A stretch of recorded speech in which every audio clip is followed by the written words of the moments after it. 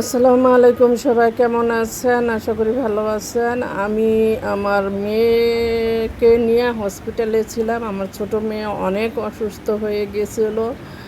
ওকে নিয়ে হসপিটালে ভর্তি করা লাগছে।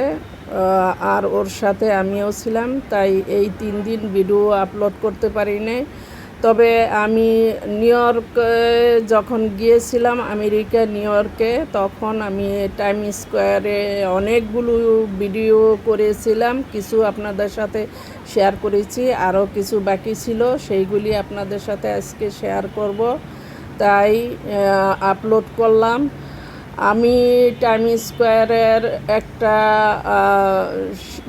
সিঁড়ি দিয়ে উপরে উঠছি। এই জায়গাটায় আসলে অনেক অনেক লোকজন এখানে উঠে বসে, যে যার মতো ছবি তোলে।